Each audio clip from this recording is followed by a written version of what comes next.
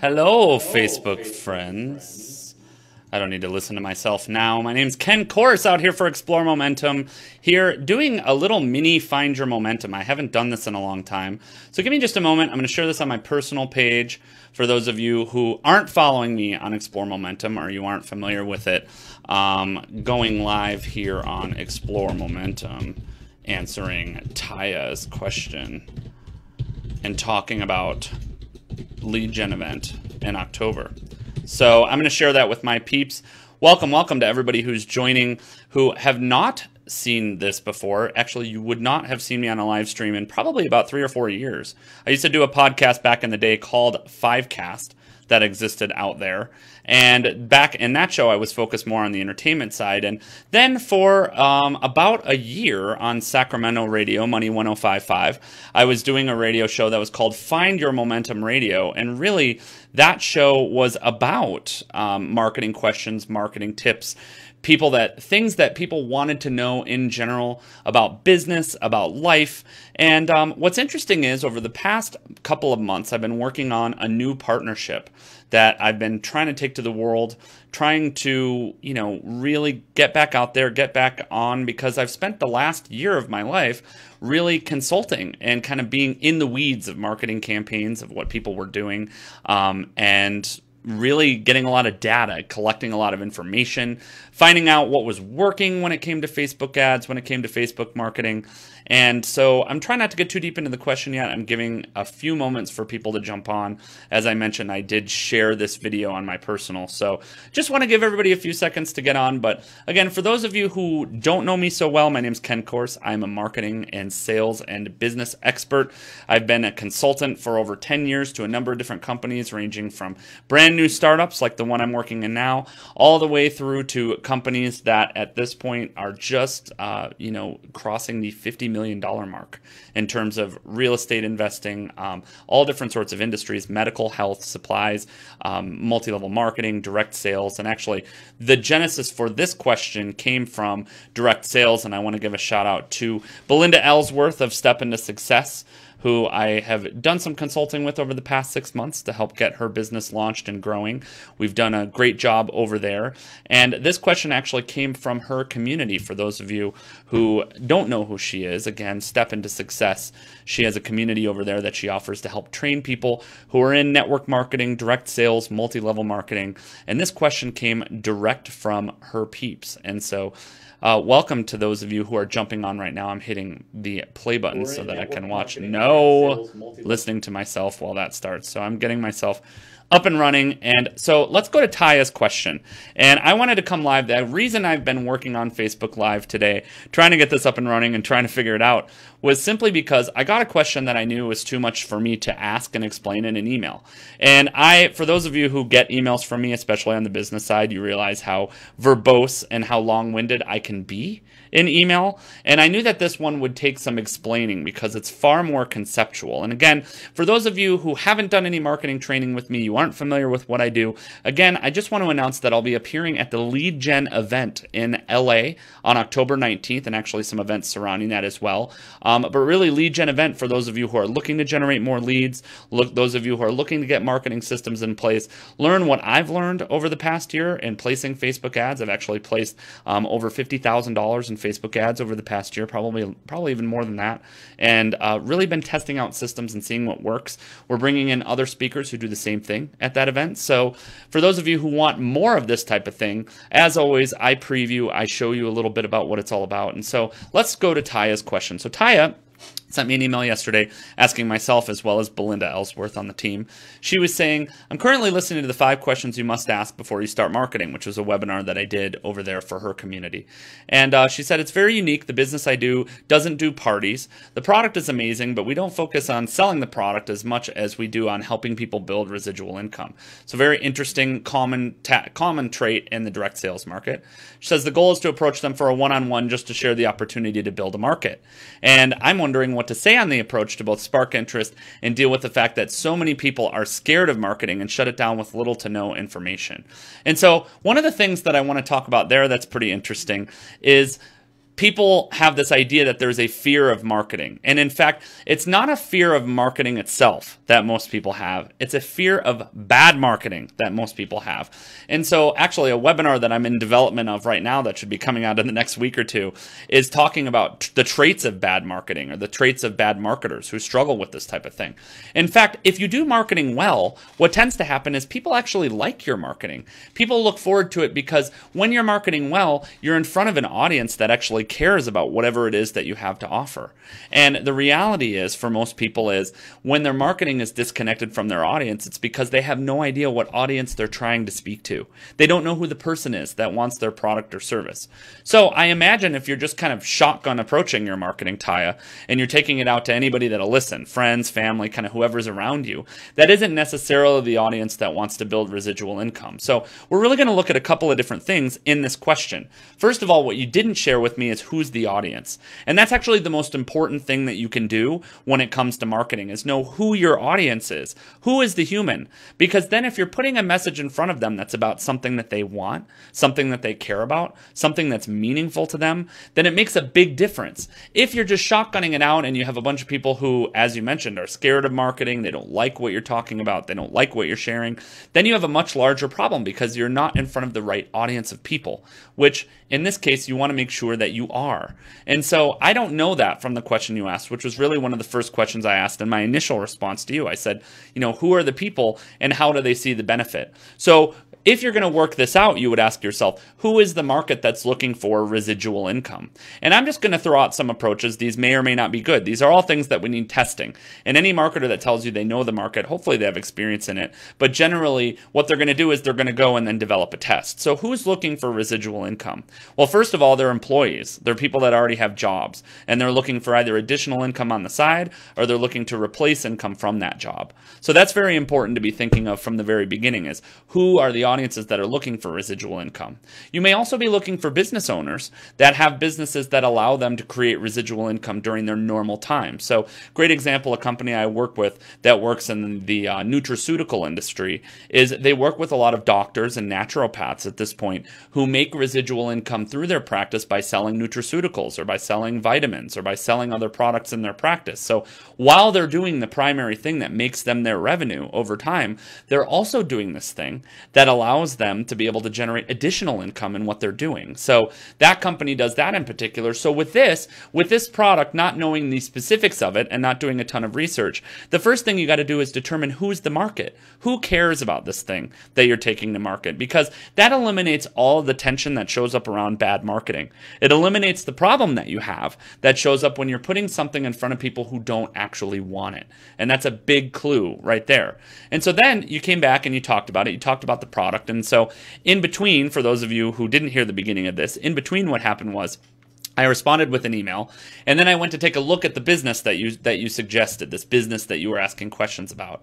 And so when I went and dug deeper into the business and looked into what you were doing, when I went to the website, I found out that, again, this was for a nutraceutical or a health type product, and you introduced it as a residual income opportunity. And that's one of the most common errors I see with direct salespeople. In fact, they try to get me to sell or market or create something or take something to market when I have no passion or no idea exactly of what the product or service is or what it does for me. So in your case, they have to have some experience or some functional idea of what it is that your product does, which again, I don't have a functional idea. I literally just went and followed the trails to get you to the answer of this question. So the reality is you might want to look at your approach and say, all right, if you're talking to an audience that's specifically there for residual income, you can use that message. However, if you're talking to an audience of people that would benefit from the product, you don't want to lead in the wrong order. You don't want to say, well, I have a lot of work for you. And in a residual income opportunity, what you're really saying is, I'd like you to do some work. You'll make some additional money, and it won't be super easy, but you're asking an audience that doesn't know you very well and has no real relationship with you to do some work. And for for the most part, if I don't know you and you came up and you said, hey, can you go over there and get that thing for me? I probably wouldn't want to do it. So in this case, even if you're offering me something that I want at the end of the day, when it comes to residual income and that type of thing, I'm not willing to do the work because we don't have trust. I don't have experience with the product. I don't really know what it is that you're wanting me to do. And those things are critical for you to be thinking about. Right market, right conversation for that market. That's all that marketing is. And so you mentioned as you went on, it may not necessarily be a direct sales offer or an MLM type offer, so that's fine. You said we don't stock or sell the products or do parties, so it's not direct sales. You're very excited about the product, which is good. That's a big piece of what will keep you going forward with the offer. They're new and nobody knows about them yet. Perfect. So that means it's a market that, is open. Now, again, even though you have a product and the market might not have heard of your product, the market has heard of products in your space. I almost guarantee it. It's very rare that you run across products that there is no competitor or there isn't something comparable or there isn't something that exists in the market. Actually, in your case, I would imagine there's something out there that does exist that you want to be thinking about. So in this case, the growth potential is huge, absolutely, but you want to base that on the market, not the product itself. So many people do that backwards and they create great products, but they don't think about the market or how they're going to take them to market. And then from that point, you say the products are unique and don't have real competition because nothing can do what it does. Okay, that's fine, but you still want to go into the markets where people are already interested in products like this. It's bad if you're so unique that nothing in the world exists, because then you're essentially having to create the market. Which you can do, it's just more expensive, or it just takes more time. And expensive to me can mean both an investment of time or money. So you want to be thinking about both of those things. So you've been trying to think of a quick message to approach friends and family and other. You need to call through and get some working. You put a little message together here that's pretty interesting. So you said, hey, how are you doing? I just came upon some super exciting information that I want to share with you. Okay, so let me give you a hint when it comes to copy on this thing. I just came upon some super exciting information. You cannot impose a feeling on someone else. Even in copy, even if it really is super exciting to that person, it's a big mistake to assume that they're going to be super excited about it. Now, it's not saying don't back off those words, but if you're imposing the feeling of, hey, you're going to be really excited to learn this thing, for the most part, if I'm reading it, I go, oh my God, you're going to try to sell me something. That's a great pitch for me to close the email. So I would not use that line personally, especially as early as you use it in the email. I just came across super exciting information, probably not the best. So what could you do that might make that better? You might ask a question that's specific to the person that you're speaking to. You might do something that you know is interesting to them, or lead with a bit more about the opportunity or a bit more about what the opportunity has done for you. So you might say, using this opportunity, I've made a certain amount of revenue in a certain amount of time, or using this, I've lost 20 pounds, or using this, I've experienced, better health and more energy all day, and those types of things. Whatever it is, you want a stronger lead than the one you put there. You put, have you heard of antioxidants? Okay, that's fine. I know my health insurance pays us money to eat antioxidants. My favorite part about this information is going to allow me to earn residual income from home. Okay, so at this point, you've spent 3 sentences talking about yourself rather than talking about me, the reader. And I want you to think about how most people read emails. I'm going to demonstrate this here. But most people are flipping on their phone like this. They're flipping through what they're doing. They're looking very quickly. You have to invest the time to capture their interest in general. If you don't, and you talk about yourself more than you talk about them, it's not going to be as interesting to your reader or compelling to your reader. So very important in what we're talking about with the copy here. So looking at this, you say then, I'd love to chat with you over Zoom, which is a video chat where I can see you face to face. You're asking me again for a fairly large commitment. You're asking me to say, all right, will I invest some time without even really knowing what it is, without me having a whole lot of buy-in? Again, at this point, expecting the other person to take the action that early, unless these are very close, very warm people in your list and doing what you're doing, is not the best approach. It's a no-pressure meeting. So when you say that, my mind immediately assumes the opposite. So when you say it's a no-pressure meeting, I immediately say, oh my God, it feels like there's going to be pressure involved with this thing. So you're going to try to sell me something. So the idea when I'm looking at this is saying, oh, so I've just found some exciting information, but you don't know if I'm excited. It's a breakthrough in health. It's a no-pressure meeting. You've given me 3 triggers right there that say sales, sales, sales. And I can tell you, again, if I'm not a validated, verified market, then I don't want to sit through a sales presentation. And so the copy is doing a disservice to what you're trying to do in this case. So now let's move on. And you said, all right, you're going to try the flip side. And so again, I know that I'm spending a lot of time kind of carving up this, but I want you to see when I'm carving up the email, what I'm trying to give you is the good advice that you can use and implement that will help you improve this process. Because what we want to do here is actually make some improvements to what we're doing. So you want to ask better questions. You want to validate your market or your person a little more. You want to speak to them directly. So you don't want to spend too much time talking about yourself, even if it is the greatest opportunity in the world. I know plenty of people who have great products, great services, and market them terribly. And I'm not saying that's what you're doing, but I'm saying that it is possible. So now let's look at the second email that you sent and that you put in here. You said, hello, I just found some exciting information. All right, so as a lead, I think that is better than how you said it before. You did say I just came upon some exciting information. If I'm opening that, I may want to read more. So I don't think it's that bad in this one. But again, starting with just me personally as a copywriter, I wouldn't want to start with talking about me. In fact, in the best copy training and the best practice I've always gone through, you want to try to write with as little I, me, we, us as possible, because we're really engaging a reader. It's almost like a two-way street. And I want to talk more about them than I talk about me. So this is a breakthrough in health. Okay. Have you heard of antioxidants? So it's very similar. I know my health insurance pays us money to eat antioxidants. That looks exactly the same. My favorite part about this information is going to allow me to earn residual income from home. Can I tell you more about it? I like can I tell you more about it since it's more of a question. That said, it's still kind of a passive question because if the answer is no, then there's really nowhere else to go in this conversation. I would love to chat with you over Zoom. Again, that's a lot of commitment. It's a no pressure meeting. I would just take that line out. The second you say it's no pressure, people are going to think that it's pressure. So you want to be really careful on that with what you're putting in the copy there to say it's a no pressure meeting. Yes, there's the pressure of you wanting me to buy. And then I just want to share information with you because I'm so excited about it. So I'm glad you're excited about it. Again, not getting me super excited. So let's take a few steps back from these emails. I've given you some very specific feedback. And now I just want to talk about in general, what do people want at the end of the day?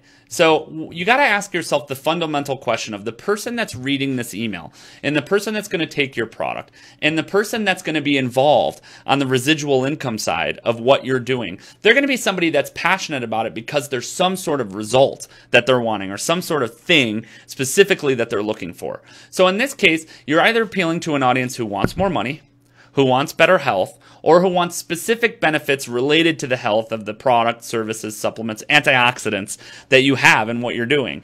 So we have to take a step back and we have to say, how do most people approach those things? So how do most people approach the idea of making new money? Most people, especially when you start talking about money in general, get really nervous, or there's a lot of nervous, weird energy about that type of thing. A lot of people aren't super comfortable talking about it. So if you're going to talk about it, you want to be as specific as you possibly can. So you want to talk about the result that you've created or the result that other people have created. Focus on a specific result and specific information related to that result. I'm more likely to listen if it feels real as opposed to you just saying, oh, all right, this is an opportunity. You could do a lot of work. You might make some money. Good luck to you. And that's the common direct sales pitch for most people when they hear that type of thing. Oh, great. Yeah, this is really going to work. We'll see. And the reality is if you can tie it through to specific examples, that's going to make it a lot more believable in what we're doing.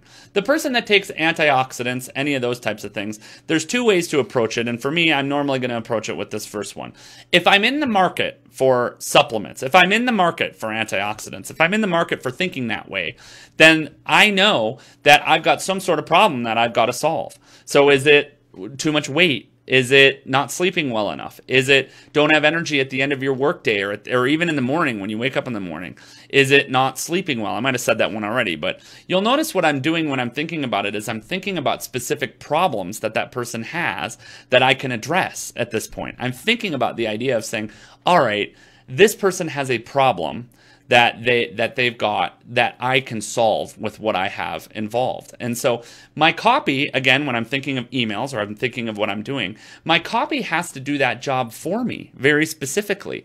I can't just come in and assume that A, you have any of these problems because I don't know what problem you have, and B, that that's the reason that you're there specifically. So for me, when people say, well, how do we talk about that question or how do we talk about that thing? Then I have to step back and I have to say questions are the answer. So great questions are what create interest in copy. Great questions are what get you engaged in a conversation rather than me having to do the heavy lifting. Because as a marketer, I could do all sorts of things. And I will say the best type of marketing is knowing a specific person and targeting them with a specific offer and taking that to them. But for the most part, most people don't know those answers right away, especially new entrepreneurs. So you're in a testing phase. So how can you figure out what's going to work the best? You're going to ask lots of questions. And you're going to do this right in your copy, or you're going to do this right in your sales pitch.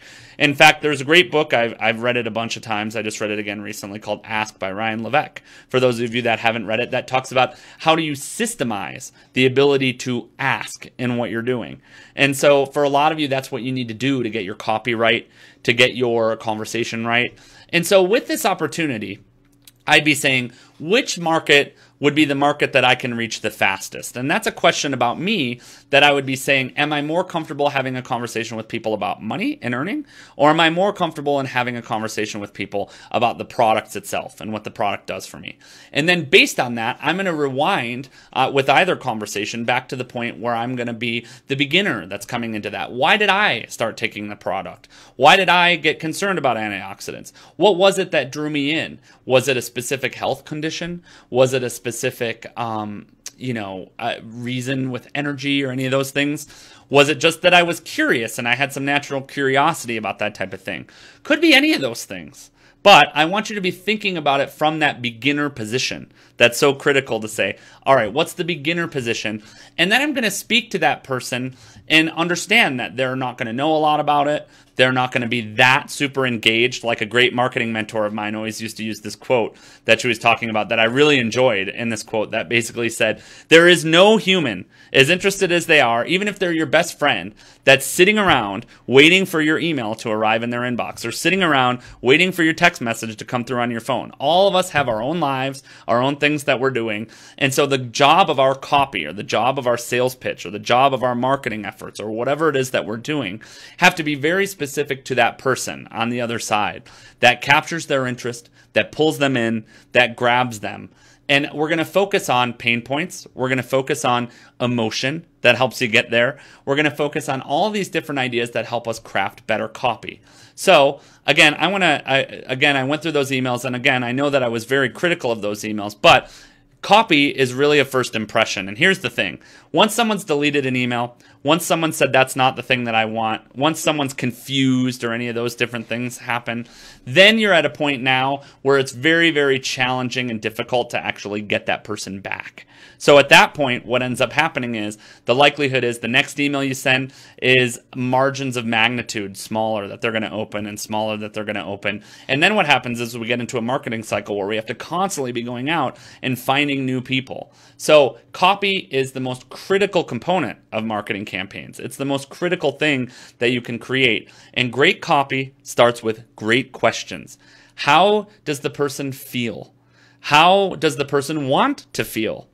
How does the person care about your industry or the thing that you do right now? So in your case, when we're talking about health, lots of great reasons to care about health. Now, the other thing that we know about this industry, when you're talking about supplements or you're talking about any of those things, is the thing that we know about this industry is a lot of people say that their health is a big concern to them, that their weight is a big concern, that they're not sleeping, that their energy is low. But a lot of people will say that and are still not motivated to fix the problem.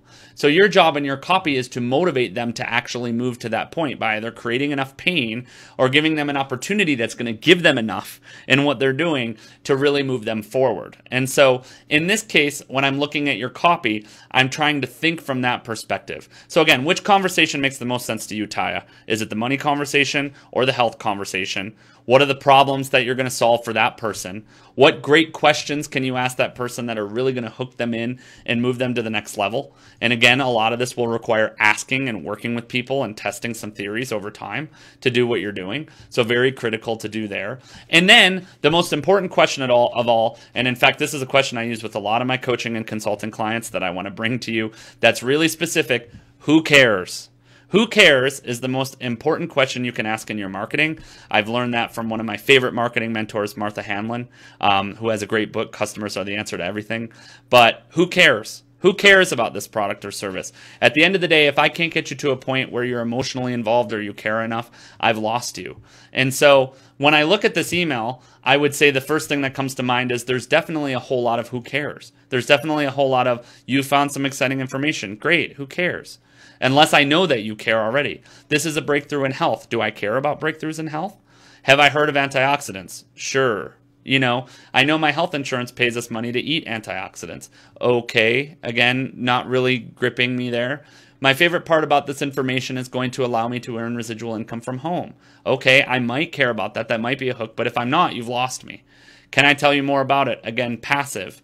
I would love to chat with you over Zoom. Again, high commitment. I talked about that there. It's a no pressure meeting. I just want to share the information with you because I'm so excited about it. Great. All those things are great. But at the end of the day, we have to create more compelling reasons for someone to pay attention to what we're doing and tie it through to the result that they want, the result that they're looking for. So I know I covered a lot of information. Obviously, this will be available for replay. I saw a couple of you shared this out there. Thank you for those of you that shared and liked it.